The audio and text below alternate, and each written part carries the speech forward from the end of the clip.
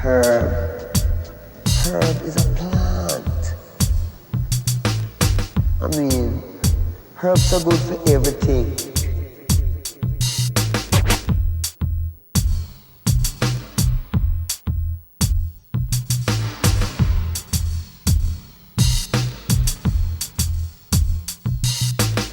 Herb.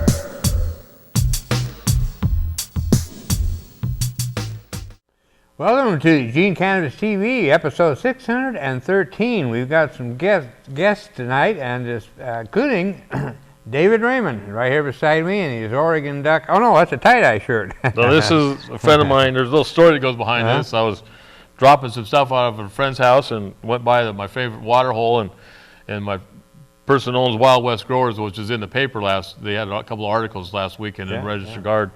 Jim Jensen was there, and Jimbo, and so anyways, I said, Jim, I need to get a shirt like that, and so he goes, what for? I said, well, I'm going to do Cannabis TV tonight, but I'll get one tomorrow, and because I work on our computers and stuff, and so he starts taking his clothes off right there and hands me the shirt. He says, I just put it on before I came down here. He says, doesn't have no sweat on or nothing. So I said, give it to me, I'll wear it. So that's where we're at with that. I love it. I like long sleeve too. That's cool. All right. A little warm. Great. Yeah, Wild West Growers, you bet. Yeah, that just happened to have the article right here. It was in the Register Guard on May 9th, titled Eugene Restaurant Family Expands into the Marijuana Industry.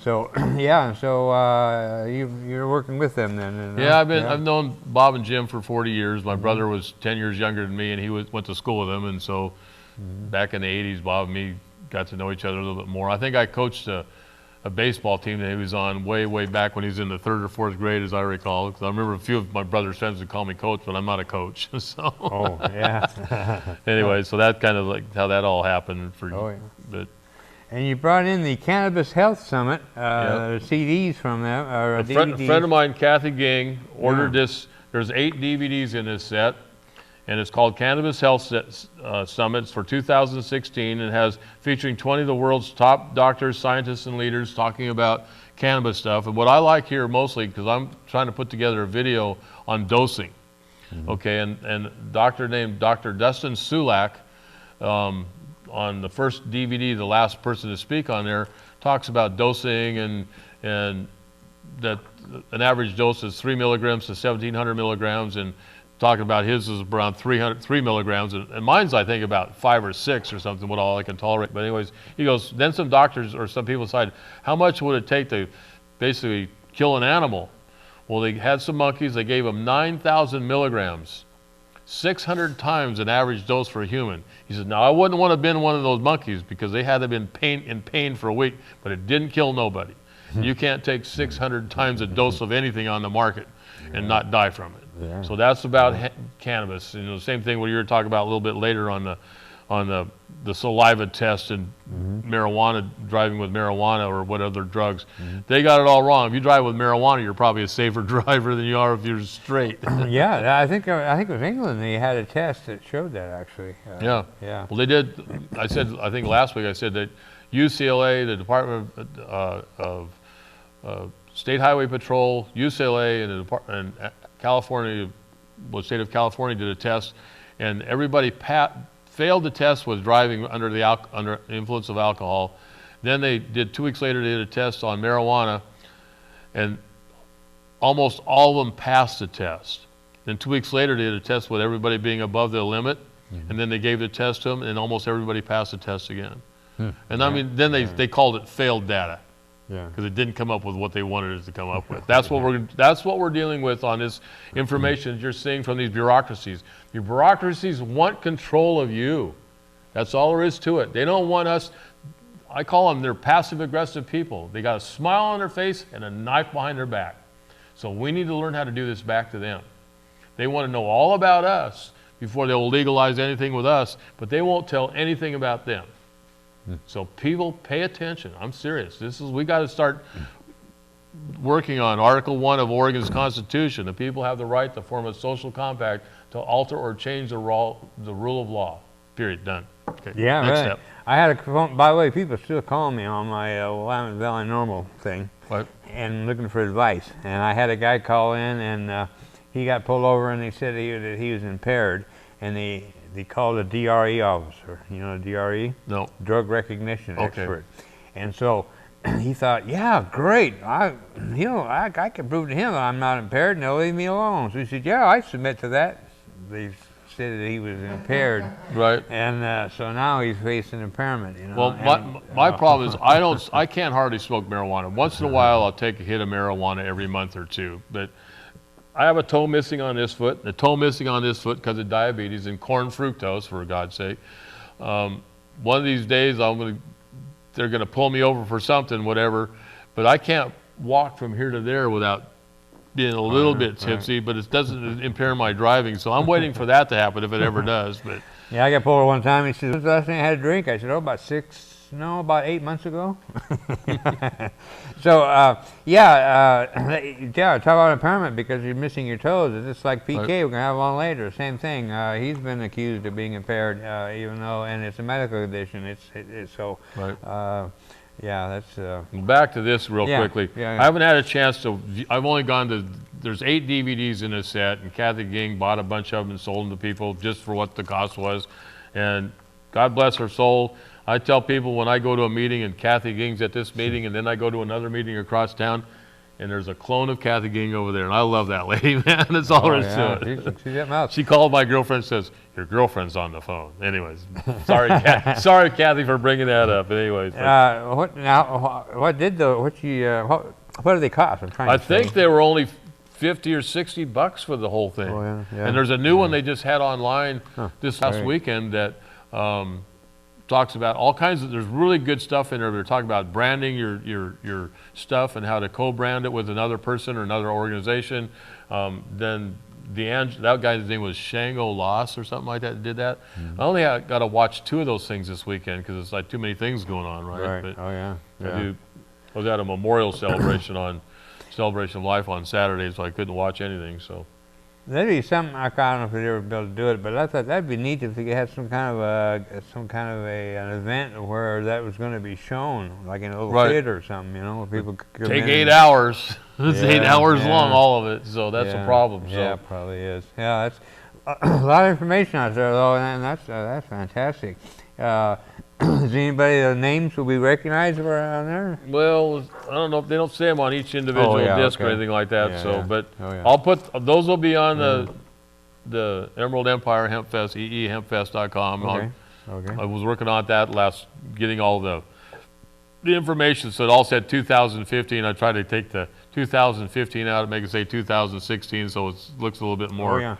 But I still got a lot of work to go on it. Blindfolded mostly, so. You're right, I know. Yeah, that's Hempfest. That's the new website for the Emerald Empire Hempfest. So remember that, 2 E's, eehempfest.com. And I appreciate you getting it set up with that, and people will get the information. We have the vendor applications and volunteer applications where you can download them. We have them as a document, as a Word document, but I need to do them as a PDF. I'll try to remember to send them to you because sometimes people have troubles with the Word document, so they just do the PDF. Right, yeah. But I have to go and break the PDF files down and get all the words 2015 and change it to 2000. Oh no, I'll do that. Oh, okay. Oh no, I mean, I have some of those too. So. Oh, okay. No, I'll take care of those. But, all right. Yeah, and speaking of the Hempfest, we're still working on our, still fighting the city on our appeal, waiting for a hearing date. The Hempfest will happen. It's just a question of where, but our attorney thinks that we have a good chance of getting back in the park because the denial is improper and out of control. Yeah, it's so out of control with what they're doing. One complaint, pretty much. Yeah, one complaint from the city, and then the staff claimed that it's kind of complicated, but he smelled marijuana smoke and saw me coming out of the tent, so therefore I knew that it was going on there. And the reason I was in the tent was to tell them that they couldn't be doing that in the tent. You know, so I was doing what I was supposed to be doing. That was the day after the thing was over with, though, wasn't it? No. That was on the first day that we opened. Okay. But what you're referring to was the one person. A neighbor said they saw one of our volunteers Monday night, which is after the event, during our teardown, at 9:30 at night, sitting under a tree smoking a joint. Well, first of all, it's dark. There's horrible lighting down there, and so how do you know it was a volunteer? How do you know it was a joint? I see people rolling cigarettes all the time out of this, you But know. yeah, but like our attorney said, that the thing is that you can't be singling us out for marijuana because it's happening at football games, concerts. It's happening everywhere. Yep. And so it's not just at the Hempfest. So And they're just denying people to use the park. That's what the parks are for. It's for us. We're the ones that pay the money to keep those things running. Yep. Definitely, definitely. So anyway, it'll happen. And, we're working on it. Also, I wanted to announce real quick, May 31st is the Science Pub, the next Science Pub coming up Tuesday. That's at 199 West, 199 West 8th. That's 8th and Charlton at the Cozmic. And it's free. And the subject, that's the Science Pub. It's put on by Oregon Analytical and the Oregon Constant Gardner, thank you. And that's great, and it's free to the public, and that's really neat. I mean, how many, and now that's the day and age of dispensaries and big business and marijuana and stuff, and you have events and they charge you, but this is free and it's information. The subject you're going to cover next week, the 31st again, that's at 6 o'clock, it's going to be grower sustainability. Last month it was organic certification. So they choose a different subject, but it's always, of course, in the cannabis thing. And David has been filming. How many of you filmed of those? Well, I didn't do 2 this winter because I was kind of had the flu and stuff like that. And I think I missed the first one, so pretty much every one of them since last June or whenever they started out. Those available where? Yeah, I have them on videooregon.org right now, but I got like 3 websites I got to clean up and make it so people can find. There's too much information there for people. So just kind of like next week, I'm going to wear my own shirt. Jimbo said he'd give me my own shirt. He's got a real classy one for me, he said. Great. We'll see if that. Great. Well, keep up on that and check the information out because it's there and it's a great thing that they're doing for the public. And if there's something you want changed, email me. My email's on there. DanK's email's on there. Let us know what's going on so we can add to this thing and keep it going. If you guys have complaints about bureaucracies or whatever, let me know. I'll find a place to put it out there. We can't get there until we get people informed about this information that our bureaucracies are trying to rule us and run us, and that's not what they're there for. They're to do our bidding for us, not run us. That's right. Yeah. Yeah, that's right. And so, yes, it may be legalized, but we still got a long ways to go. As I like to say, there's still penalties involved, so it's not like legal. Today I read the Register Guard, and they said that the Jackson County growers are not signing up for their pot licenses or whatever, right? Well, those guys are in another state almost, right? And I love I used to live in Ashland, so I know all about those people down there, and I love them all, but it's like, there was a couple articles in the Register Guard tonight about marijuana or pot growers or whatever, and we still have the right to change the rule of law. It's not done, but we got to be able to be a part of this to make sure that people are aware of that's not what our choice is. What the legislature is doing a good job. It's the bureaucracies that are trying to run it for their own money stream. Yep. They're trying to get the tax money. So yeah, definitely.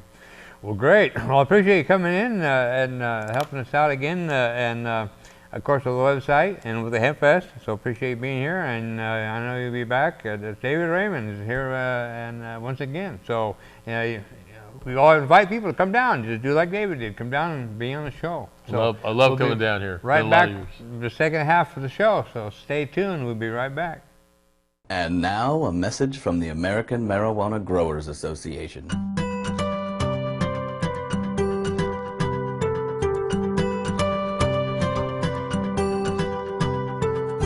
Hi, I'm a farmer, and I work hard every day to grow high-quality marijuana, the biggest cash crop in these United States. I'd like to thank you for your support of U.S. marijuana policy. Because marijuana is illegal, I don't have to pay taxes. Even better, prohibition leads to artificially inflated prices, which means a better quality of life for me and my family, as long as I don't get caught. Just as importantly, your tax dollars support thousands of U.S. agents who work tirelessly to keep low-grade, foreign marijuana out of our country. So thank you, America. And remember, whether you're nauseated from chemotherapy or just in the mood for a nice cool buzz, Choose the best pot in the world, American homegrown.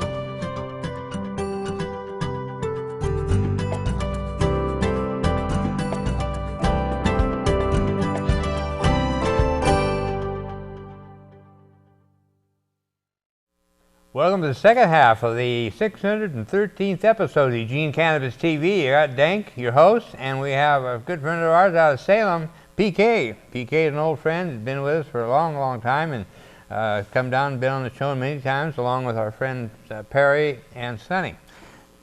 We're with the Mercy Center. We're here to help the patients. And that's right, mercycenters.org is the website. It's plural, mercycenters.org. And yeah, and they also do their TV shows, just like we do up in Salem. And it's on Friday night that you film. Yep. And the phone number is 503-588-6444. You bet, and write that number down, because if you can remember it, I keep forgetting myself, but give them support, give them a call. And Friday night, it's, so what's the time? 7 to 7:30. 7 to 7:30. p.m. p.m. Right, and that'd be great to give them a call in and give them support and say hi, and they've got a great facility up there, and it's great. I'm glad that you guys are doing that. Well, there's a lot of information. I've filmed a lot of different hearings about the cannabis, and oh yeah, it's all happening in Salem, and that's where they are. They're right there, so they're getting all that on film. And Peke is quite a cameraman himself, and filmed a lot of the hearings and stuff. And that's all thanks of you. Me? What'd I do? We came down here and we started doing shows. That's right. Yeah, that's true. Yeah, very true. You bet. You bet. Well, that's it's always good to have you guys come down, and we've been a lot of fun over the years. And so, what do you got here now? You got. Okay, so I'm really upset about these prices, these fees that the patients and growers have to be paying. Mm-hmm. So I had Bradley, this is a lawyer that took over the old Mercy Center office. Mm-hmm. And we wrote out a testimonial. I gave a copy to the governor, I gave a copy to the Secretary of the State. I gave it to the Statesman Journal, a letter to the editor. Haven't heard anything. But I talked to my friend Bradley, gave him his fee, and we wrote out this. Can you please write it? You bet, you bet. And I know, yes, and the attorney that Peke is talking about that wrote this is Bradley M. Steinman. He's a good friend of ours, known Bradley for many years, and he's been real active in the campaign for marijuana, I mean medical and recreational, of course, and now he's graduated and passed the bar, and he is now Green Business Law, LLC, so that's Bradley Steinman, excuse me. And this is a written testimony of Peke, and it's to the Oregon Health Authority and the Rules Coordinator, and a copy was sent to Governor Kate Brown, and like Peke said, he hadn't heard a word back from him. But it's referenced the written testimony of Peke on OAR 33-008 Proposed Rules for Medical Marijuana. Peke wrote, "My name is Peke, and I am the Executive Director of Mercy TV. I want to start off by quoting Henry Rollins to say to you today, grow up, it's just a plant. I am a registry identification card holder in the Oregon Medical Marijuana Program. I have been a patient for 15 years. I have seen a lot of changes to the program over the years. I have also witnessed the difficulty that advocates face when trying to get a new qualifying condition approved. My main concerns with these rules are, number one, with the ridiculous fees, and number two, taxation without representation. The OAR 33-008-0021 fees. The OMMP program fee of $200 shall be reduced to $20 for all applicants and renewal applicants to be eliminated entirely. So this is suggestion, this is a suggestion? that Yeah. Okay. This is the most important. When Measure 67 came, which made OMA, this is to help patients to get a grower for the patient, because the patient's in a hospital or a facility where they can't grow. The patient doesn't have an arm. Patient is bedridden. How are they going to grow the choice cannabis medicine that they need? Exactly. And when the program was started, I remember it clearly, when the program was started, they said, okay, we think there's going to be X amount of patients, we think it's going to cost X amount of money to run the program, to divide one into the other, and it came out to, and if I remember correctly, it was $100 or something, but anyway, it was a certain figure, or was it $50? Do you remember? It was the $50 $50? one. Yeah, and so so then they passed the program, and then they raised a fee, and the program was more successful than anybody imagined it would be, and they made all kinds of money. And then they raised the fees again, and now No, they delegated the money to other organizations. Right, because they were making so much of it that they took the money and moved it to other parts of the Oregon Health budget, and so that the medical marijuana patients, instead of getting the money back that they were paid. The thing is that the program was supposed to be paid by the patients, okay, but now they're keeping the excess and have been for years, and that's what we're talking about, and that is wrong, wrong, wrong. They should cut the fees back down to where a person could afford it. I mean, now it's what, $200? Yeah, they would And the like growers' to. fees and all other kinds of BS. So, Section 20 of the states, this is the most important part. Okay. Section 20 of the Oregon Constitution guarantees equality of privileges and immunities to the citizens of Oregon. It provides, quote, equality of privileges and immunities of citizens. No law shall be passed granting to any citizen or class of citizens privileges or immunities which, upon the same terms, shall not equally belong to all citizens. SSI benefit patients pay a reduced fee of $20. OHP enrolled applicants pay a reduced fee of $50. That's the Oregon Health Plan. Now, an OMMP patient receiving food stamp benefits through Oregon's SNAP program pays a reduced fee of $60, and an OMMP patient who has served in the Armed Forces of the United States now qualifies for a reduced fee of $20. That's all veterans. Right. It doesn't matter 100%, it's all veterans. Doesn't matter if it's disabled or veteran or not. It's strictly if you were in the service, you automatically get that discount. And that's one of the few things that really has a really good deal that's come along. Yeah. That just was recently passed. Yes, and that is a good thing. Every patient applying for status as a registry identification cardholder with the OMMP should pay $20. The truth is that patients should not have to pay any fee at all. At most, any OMMP patient applicant should only have to pay $20, the same fee that veterans and SSI benefit patients pay. To have a discriminatory pricing structure for annual and renewal fees for each class of OMMP patient is a violation of the equality of privileges and immunities of citizens. The state of Oregon might as well separate us by debilitating medical condition and have us pay on a scale based on how long we are expected to live. If patients were to pay any fee, it should just be the required postage to process the application. That's it. If responsible adult users are not paying at least $200 per year to the state of Oregon to exercise their right to purchase cannabis from a medical marijuana dispensary, including out-of-state visitors to medical dispensaries, why should patients have to pay a fee to the state just to buy marijuana tax-free? Also, the grower card has been increased to $200. This is crazy. Patients of growers who do not have the $200 to pay for their growth site, and with the amount of growers dropping patients due to changes in the program or going the OLCC route, who is going to grow for patients and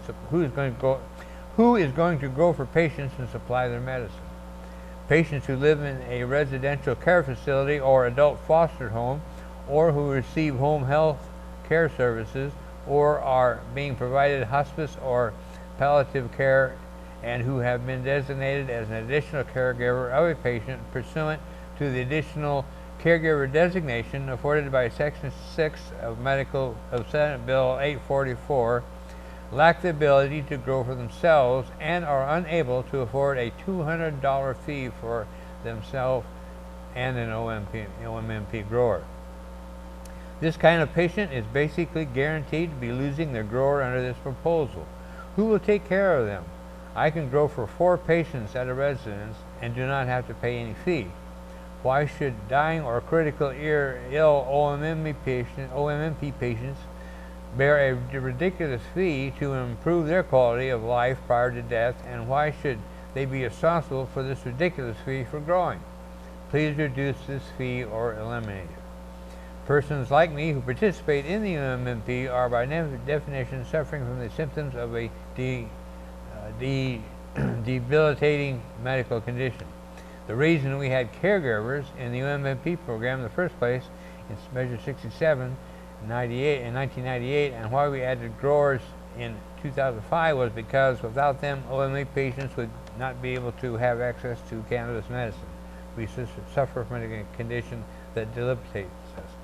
So we're not going to be able to finish this all, but you get the gist. And this is a great move, and it's for all patients. And you need to write to your congressman and tell them your opinion. And Governor Brown, and tell them that that's ridiculous, that they should be charging those kind of fees. What other medicine are people having to pay an extra fee to use? That's just so wrong. Well, they're violating Section 20 of our state constitution Yep, act. there you go. So we're going to end it today, and thanks for coming, PK, and Thank appreciate you Dan. coming. We'll see you next week. Thank you.